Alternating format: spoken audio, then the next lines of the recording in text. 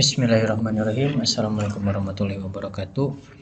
Kita akan masuk kepada konsep dasar dari marketing mix dalam Islam. Kalau kemarin kita sempat bahas tentang karakteristiknya, sekarang adalah konsep dasar dari marketing mix itu sendiri. Oke, Islamic marketing mapping. Ini sebelum kita masuk ke pola marketing mix, ini kita harus pahami dulu bagaimana pola marketing mix ini adalah menggabungkan beberapa aktivitas yang berkaitan dengan manajemen pemasaran, lalu kita kolaborasikan sehingga menjadilah suatu formula yang bisa kita gunakan dalam melakukan proses atau aktivitas pemasaran itu sendiri. Oke. Di sini Islamic marketing mapping itu ada beberapa ahli atau pendapat yang harus kita ketahui dulu. Pertama ada dari Abu Junaid. Islam dalam aktivitasnya dalam aktivitas berniaganya harus mampu memuaskan kebutuhan pelanggan melalui produk atau jasa yang halal. Ingat, kebutuhan bukan keinginan. Misal, konsumen butuh makan. Ya kita harus penuhi kebutuhan ini melalui produk atau jasa yang halal. Misalkan makan bahan dasar, bahan intinya ada nasi. Ya kita kasih beras yang baik, beras yang halal. Ya, standar beras yang baik hal itu apa sih? Misalkan dikelola dengan baik. Ya nanti kalaupun nanti konsumennya mau beli di pasar kayak mau beli di supermarket kayak itu berbicara keinginan nanti. Ya, kalau mereka yang punya duit oke lah kita belinya di supermarket oke. Mereka yang biasa-biasa aja bisa belinya di pasar. Cuman tetap si beras ini harus baik dan halal. Tujuannya adalah untuk terwujudnya kesejahteraan material, spiritual, dunia dan akhirat. Jadi kalau kebutuhan sudah terpenuhi, insya Allah kebutuhan-kebutuhan yang lainnya manusia akan menyesuaikan. Kalau mereka bersyukur.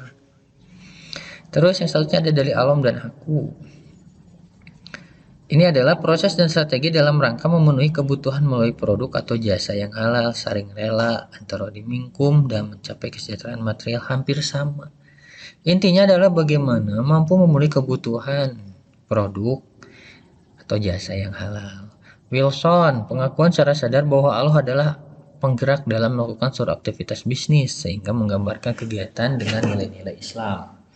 Jadi dalam Islamic marketing ini kita harus paham bagaimana kita secara tidak sadar Allah mengawasi aktivitas kita sehingga kita nanti akan melakukan pola-pola kegiatan pemasaran dalam kegiatan niaga kita, dalam kegiatan bisnis kita yang sesuai dengan nilai-nilai Islam, moralnya, adaptifnya, etikanya dan seterusnya. Ini akan pas, ini akan jelas dan akan terperinci. Selanjutnya dari Kertajaya dan Sula, strategi bisnis yang menunjang tinggi nilai kedisiplinan, proses menciptakan dan menawarkan produk atau jasa yang memperhatikan prinsip-prinsip jual beli, muamalah dan Islam.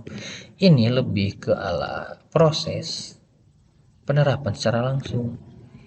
Bagaimana sebuah strategi bisnis mampu menjunjung nilai tinggi kedisiplinan, ketepatan waktu, proses dalam menciptakannya, menjaga kualitasnya, dan menawarkan produk atau jasa yang memperhatikan prinsip-prinsip jual beli, jujurlah, tidak gorolah, dan seterusnya. Ini harus kita perhatikan dalam Islamic mapping. Makanya ini yang nanti akan masuk ke dalam strategi marketing itu sendiri. Selanjutnya dari Husnain. Adanya proses identifikasi dan implementasi dari pengembangan produk atau jasa sebagai strategi peningkatan nilai tambah bagi organisasi dan masyarakat yang sesuai dengan tuntunan Al-Quran dan Sunnah.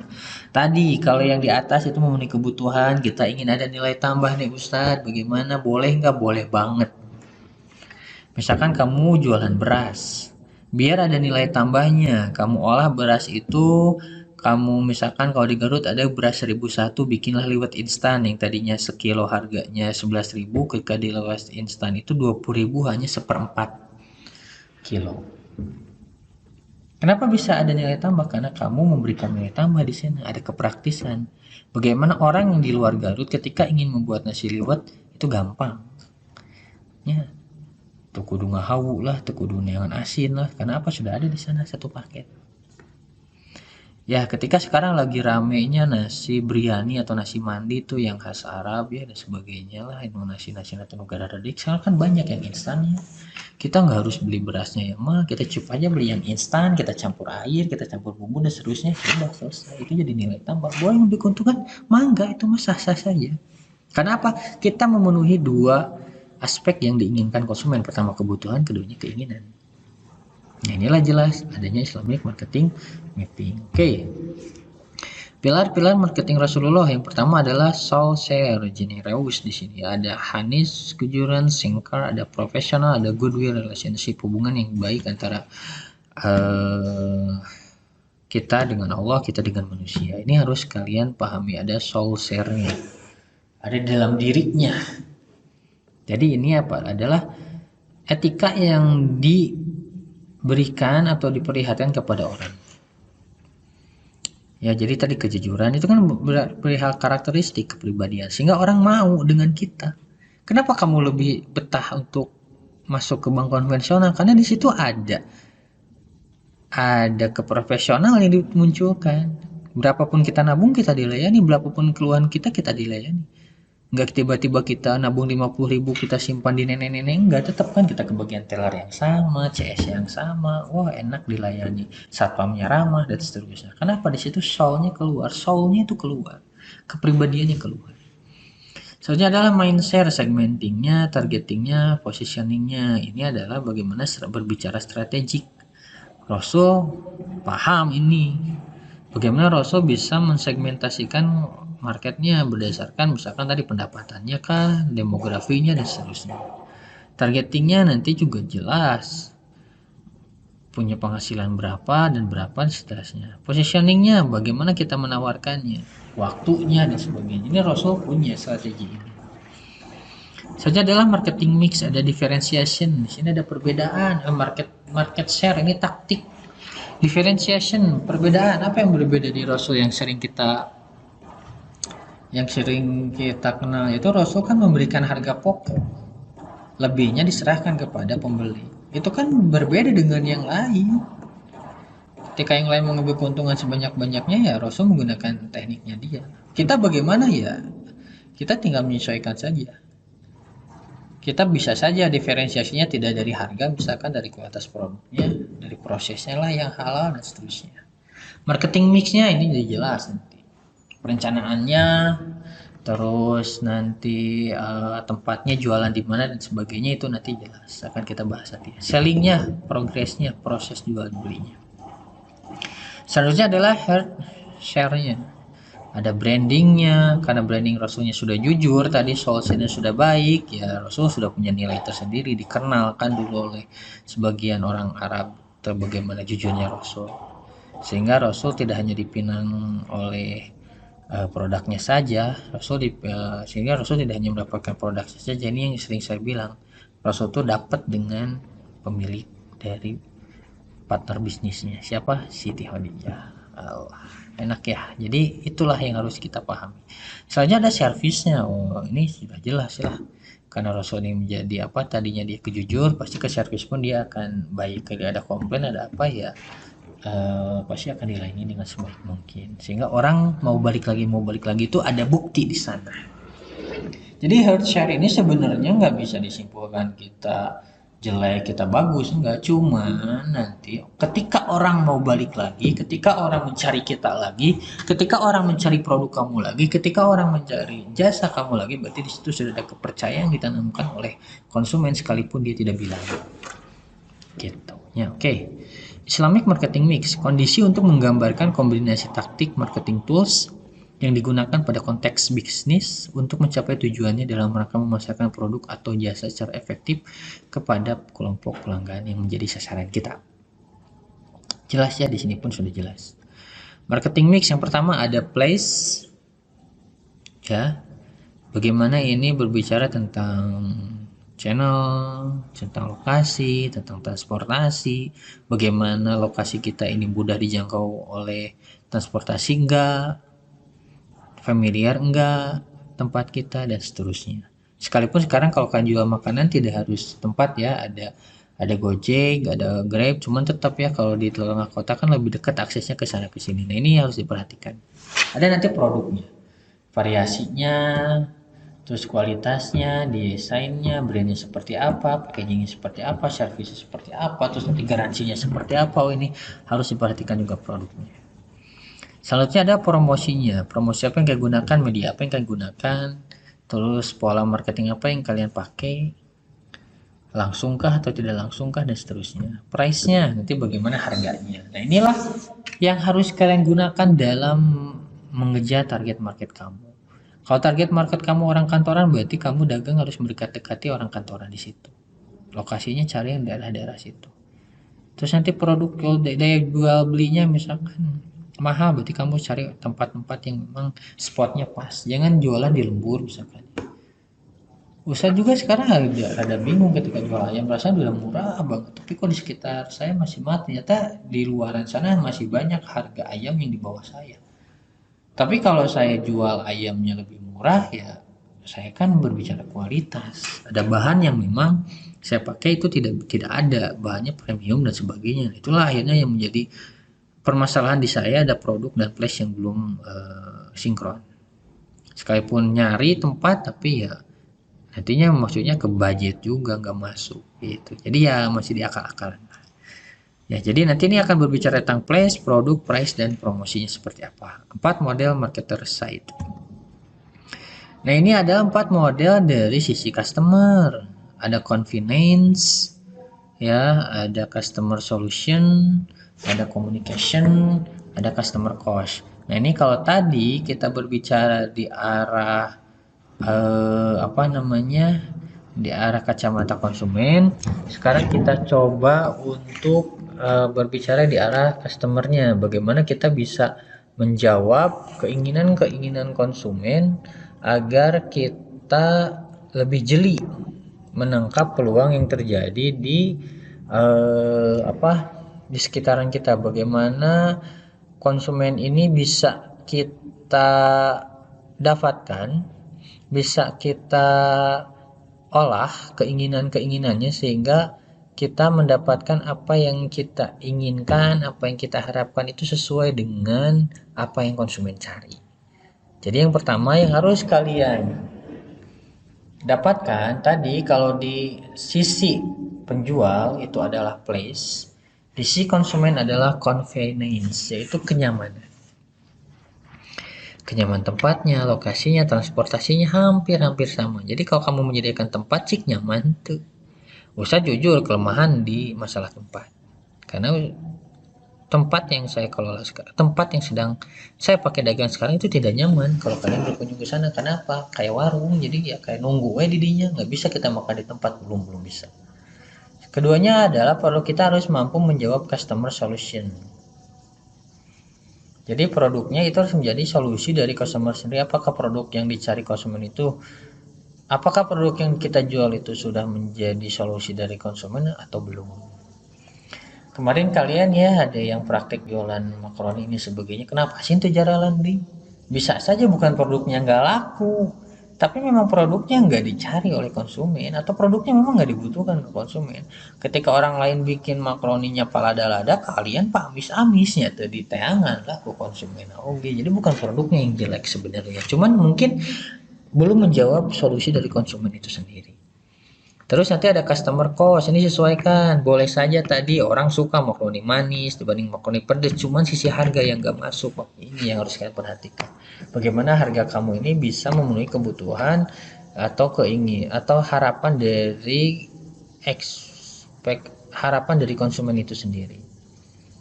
Karena dia pihak konsumen udah loba hayang, hayang nyaman, hayang ngeunah, hayang murah, dan memang susah. Pelayanan yang baik lagi nih di communication, tapi selaku kita penggerak di marketing mix, makanya kita harus punya pola-pola gambaran umum. Nantinya ini nggak akan jauh kayak kalau dalam musik mah, dalam suara mah nanti teh anu bass sekian, treble sekian, non sih mixing lah, kayak mixing suara gitu ya. Jadi nanti kita akan, kalau kita meninggikan kenyamanan, berarti nanti kualitas produknya kita turunkan, harganya kita bisa naikkan, komunikasinya, pelayanannya bisa kita ya, pelayanan mah biarinlah, cuman kita perlu senyum saja, bisalah dinaikin. Nanti nih kalau misalkan tempatnya usah ada sama pakai GoFood atau Grab, itu turunkan, karena orang nggak akan cari tempat kamu, tapi kamu bisa fokus di kualitas produknya. Harga ya ini pasti menyesuaikan lah, karena di Grab atau GoFood itu kan ada harga tambahan yang harus kamu keluarkan untuk membayar 20% kerjasama kita dengan GoFood. Nah itulah nantinya yang harus kamu atur, naik turunnya, mixingnya dan sebagainya, terus kamu atur, sehingga Inilah yang menjadi marketing mix, judulnya juga mix ya. Ketika kamu bikin kopi mix ya, ada yang suka kopinya sedikit gulanya banyak, menurut si A enak, ada yang kopinya banyak gulanya dikit, menurut si A enak, dan seterusnya. Nah, itulah yang ada yang berkaitan dengan marketing mix, kurang lebih seperti itu. Terus, marketing mix ini adalah customer centric ya. Ini menggunakan SIFA model. Pertama, akses, tetap ini masalah tempat-tempat lagi. Bagaimana konsumen ketika kamu menentukan suatu tempat, bisa nggak konsumen mengaksesnya? Kalau ini aksesnya ya, bukan berarti nyaman atau tidak, akses itu minimal gampang ditemui nggak sih produk kamu teh. Nanti kan kamu bisa beralibi kalau ada konsumen datang nggak bisa makan di tempat, oh maaf kami ghost kitchen, kami fokusnya di take away dan aplikasi, ya mereka tidak akan kecewa karena sudah jelas. Cuman tempat kamunya ini bisa dijangkau atau tidak, tongkit tempat atau di lubung, di tiangan, di peta hese dan sebagainya. Oh ini akhirnya jadi masalah juga. Solution juga sama, menjawab solusi atau tidak. Nah, informasi, bagaimana sih kita menawarkan solusi? Ya dari informasi. Makanya orang itu biasanya dalam jualan itu nggak langsung pok ke produknya, mereka memberikan informasi dulu. Ya kayak jualan-jualan hand body kan mereka nggak jual langsung hand body citra memutihkan, nggak, mereka memberikan informasi dulu. Mereka bikin dulu iklannya, tagline-nya, ada orang sedang pakai hand body, kulitnya bersih, itu kan informasi dulu, oh memakai citra bakal cerah ya, bukan putih ya, cerah. Saya pakai citra seberat tahun nih, hampir ya hurik ya, jadi cerah. Jadi informasinya tersampaikan, oh iya citra. Jadi kita ketika nonton iklan pun sudah terarahkan mata kita, bibir kita, telinga kita, pemikiran kita. Oh ini iklan hand body. Tapi mereknya naon, nanti baru nanti masuk ke value. Jadi nanti di situ akan nilai yang sudah disampaikan, berarti kita akan naik. Oh, berarti hand body citra. Nyarilah kita hand body citra tuh ke supermarket. Kok harganya mahal ya? Tapi ya tadi karena aksesnya mudah didapat, hand body-nya ada di supermarket, menjawab solusi, informasinya tersampaikan, maka konsumen tidak akan terlalu mempermasalahkan harga karena apa, kebutuhannya sudah terpenuhi. Kalaupun mahal wajar, tadi artisnya cantik, iklannya bagus, jualannya pun di Alfamart pakai AC, orang tadi hari udah nggak suka Alfamart jadi sejuk, ini kan akhirnya tertutup. Makanya value inilah yang keluar dan menjadi suatu nilai dari produk kita, akhirnya konsumen mau beli. Nah itulah yang harus kalian pahami. Tong sampai ke akses nangis mahese pas kali itu naon gering produk teh kieu cenah lada sebelah senok teh lada, informasi dapat di mana, di Instagram cenah ngeunah cing goreng make viewer ya, viewer udah dibayar atuh pantesan bilangnya enak wae, value-nya harga kakak wae mahal dan sebagainya. Itulah akhirnya ada feedback buruk dari konsumen. Ini hati-hati ya. Oke, makanya nanti di dalam Islamic Marketing Mix ini akan ada beberapa arahan atau beberapa langkah yang menurut Ustaz ini lebih kompleks ya. Cuman kayaknya intinya nggak jauh beda. Cuman ada nilai-nilai saja yang membedakan dengan marketing lainnya. Ada value lainnya. Oke, kita akan bahas satu persatu. Pertama, produk. Bagaimana produk yang dikeluarkan oleh pola pemasaran syariah ini bisa memenuhi kepatuhan syariah, tidak menggunakan nama Allah dalam branding, halal, tidak membahayakan, dan tidak menimbulkan kebodohan, tidak semaunya sendiri dapat diserah terimakan. Saya tadi dapat informasi dari teman, ternyata film yang dikelola Deddy Corbuzier itu tidak ada konten negatif, sekalipun kita marah itu nggak ada. Kalau film-film Deddy Corbuzier, saya teh Deddy Mizwar. Film-film Deddy Mizwar itu kalaupun marah itu lebih ditahan. Dia tidak keluar amarah, tidak keluar emosi, karena apa? Dia tidak ingin mengeluarkan aura negatif yang nantinya akan dicontoh oleh orang lain. Ini harus kita tiru bagaimana pola pembuatan film ini justru memberikan nilai lebih. Oh ini loh nilai yang lainnya. Ternyata itu dalam Islam pun sama. Kita tidak diperkenankan memberikan cepat yang buruk. Terus price-nya, rasa takut kepada Allah, adil, dekat dengan kesejahteraan rakyat, maksimalisasi laba bukan prioritas. Tidak ada kecurangan, tidak ada penetapan harga sepihak, tidak ada manipulasi, dan tidak boleh merusak harga, tidak boleh menimbun dan bubble. Ini ya jelas dalam harga ini harus takut kepada kan apa? Terkadang kita kalau berbicara bisnis ini melupakan aspek ini. Kita sering sekali melupakan aspek-aspek ini. Saja bread we bayar rek goreng ekonomi produk penting harga saja bread. Ukuran gak sama yang penting harga saja bread. Akhirnya kita melupakan aspek-aspek ini. Tidak ada kecurangan ya. Maksimalisasi laba bukan prioritas, yang penting bagaimana kita bisa memenuhi kebutuhan, mengeluarkan nilai dan sebagainya. Tidak boleh merusak harga juga. Jangan merusak harga itu, jangan sampai kita merugikan diri sendiri dengan mengeluarkan harga yang tidak sesuai. Seharusnya ada plus, tidak membahayakan orang di jalan. Nah ini mah apa ya, jangan jualan di tempat terlarang, di jalan, di mana gitu. Kalaupun di trotoar, hati-hati trotoarnya diperbolehkan jualan atau tidak.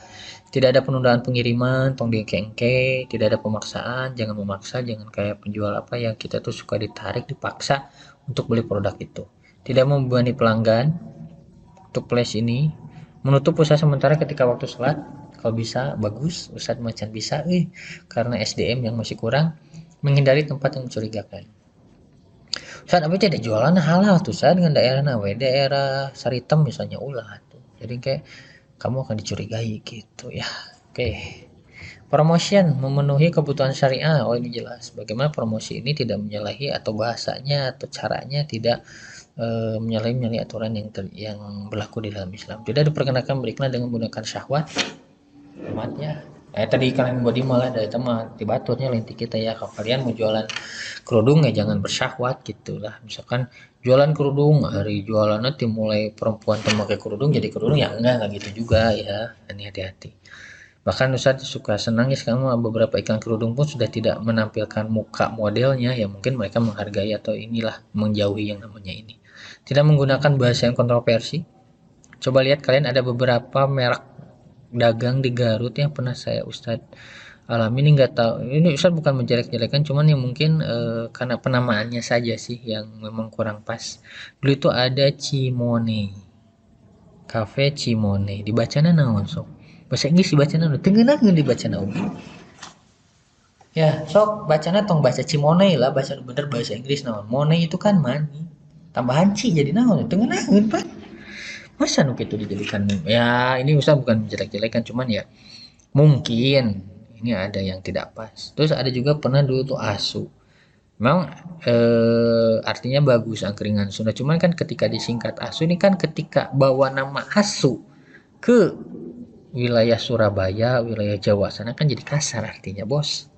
Makanya ini hati-hati dalam penamaan.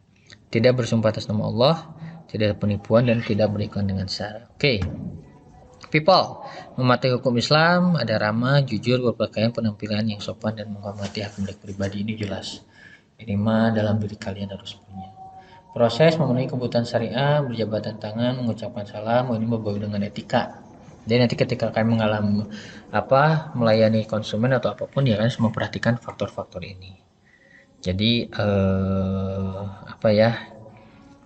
budayanya diperhatikan dan seterusnya. Jadi tidak ada pemaksaan juga sama, tidak ada transaksi penipuan dan sebagainya.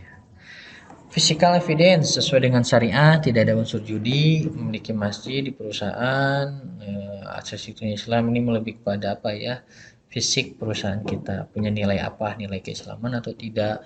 Terus misalkan ya minimal kalau kita punya organisasi, punya perusahaan ya perhatikanlah kenyamanan dalam kenyamanan untuk karyawannya. Kalau karyawannya muslim ya sediakanlah musola dan seterusnya.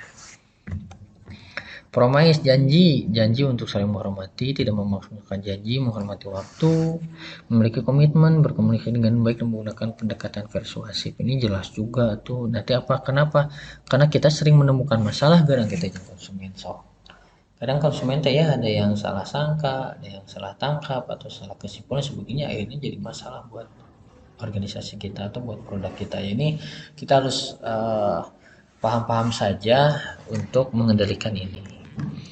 Patience memperlaku kesabaran. Nah, tadi karena ada janji ya kita harus ada kesabaran. Kalau ternyata di tengah jalan ada faktor-faktor yang dapat merugikan produk kalian atau konsumen itu sendiri. Jadi harus ada kesabaran, ada keterampilan yang baik. Karena sabar ini kan menghadapi seorang itu dengan hati-hati ya, jadi kita tidak terbawa emosi juga. Tuh kasus menyiksa perawatnya kadenya itu ya nggak tahu masalahnya apa, karena tidak sabar sih itu intinya ke sana. Mendengarkan setiap keluhan dari pelanggan ini menjelas. Saya sering kok gini mangkok kiki kangkok kiki, oke saya terima ya, saya perbaiki ya. Dari itulah saya banyak belajar ini ketika jualan. Oke.